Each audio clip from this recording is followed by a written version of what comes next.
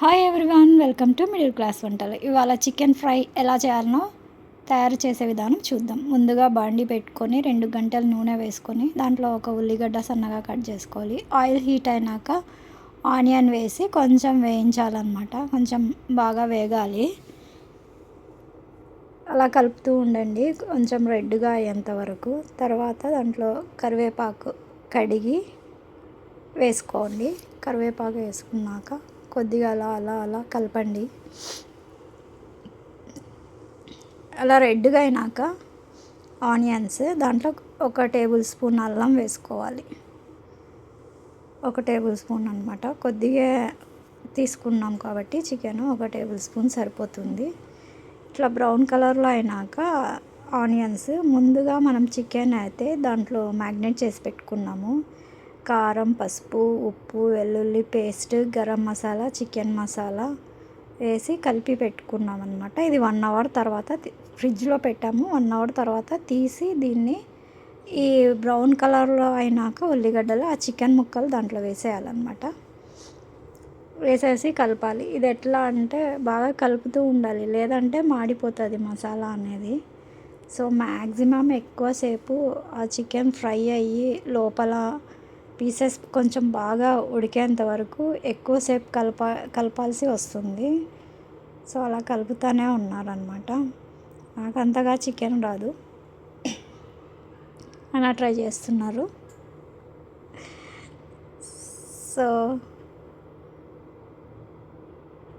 కొద్దిగా అలా హీట్ అయిన తర్వాత కొంచెం బాగా కలిపిన తర్వాత మూత పెట్టేసి సిమ్లో పెట్టుకోవాలన్నమాట. సిమ్లో పెట్టుకొని మూత పెట్టేసి ఒక 2 నిమిషాలకు ఒకసారి మరి మూత తీసి కలపాలన్నమాట. లేకపోతే ఈ బాండి ఉంది కదా, ఇది త్వరగా మాడిపోతుంది అన్నమాట. సో దానికోసం మేము 2 మినిట్స్కి ఒకసారి ఓపెన్ చేసి కలుపుతూ ఉన్నాం అన్నమాట. చూడండి, మరి తీసి కలుపుతూ ఉన్నాడు. ఇలా ఒక 3-4 టైమ్స్ ఏమో చేసినారు. ఆ ముక్కలు సాఫ్ట్గా ఫ్రై అవ్వాలి కదా బాగా. అంటే ఎర్రగా ఉంది, ముందే అన్నీ కలిపి పెట్టినాం కాబట్టి బాగా ఆ ముక్కలకి స్పైసెస్ అన్నీ బాగా పట్టినాయి. సో ఆయిల్లో ఎక్కువ ఫ్రై అయితే బాగుంటుంది అనమాట. కలర్ చేంజ్ అయ్యేంత వరకు చేయాలి, ఫ్రై చేస్తూనే ఉండాలి కలర్ చేంజ్ అయ్యేంత వరకు. చూడండి, మళ్ళీ మూత పెట్టేసినాడు. మళ్ళీ ఒక 2 మినిట్స్ 3 మినిట్స్ తర్వాత మళ్ళీ ఓపెన్ చేసి మళ్ళీ కలుపుతారు అనమాట. దాదాపు ఇదే ఒక ప్రాసెస్ ఒక 10 మినిట్స్ వరకు పట్టింది అనుకుంటా. చూడండి, మళ్ళీ కలుపుతూ ఉన్నారు. మనం కలపడం లేట్ అయిందనుకో మాడిపోతుంది అనమాట. మసాలా మాడితే ఆ టేస్ట్ వేరు ఉంటుంది. అంటే నేను చికెన్ తినను. సో తినేవాళ్ళు ఎవరన్నా ఉంటే మసాలా మాడితే అంత టేస్ట్ అనిపించదు కదా. వెజ్ కర్రీస్లో కూడా అంతే. సో మళ్ళీ మూత పెట్టి మళ్ళీ కలుపుతారనమాట. దాదాపు ఇదే ప్రాసెస్ ఒక 10 మినిట్స్ పట్టి ఉంటుంది. సో ఇంకా ఉడుకుతూ ఉంది, ఇంకా ఉడకలేదంట. ఉడకడం లేట్ అవుతుంది కదా. మనం ముందుగా చికెన్ నానబెట్టుకున్న దాంట్లో ఒక టీ గ్లాస్ వాటర్ వేసుకొని అదంతా మసాలా అంతా మళ్ళీ దాంట్లో కనుక్కొని దాంట్లో వేసేసుకోవాలి అన్నమాట. మరి అట్లా వేసుకున్నాక కొద్దిసేపు ఉడకనివ్వాలంటే ఫ్రై మనం టీ గ్లాస్ అంతా కూడా వేసింటాం వాటరు. హాఫ్ వేసింటామో ముక్కాలు వేసింటామో చాలు, అవి సరిపోతుంది. చూడండి, కొంచెం గొజ్జుగా వచ్చింది. ఈ వాటర్ అనేది కూడా మొత్తము మనం వేసిన కొంచెం కూడా డ్రై అయిపోవాలి.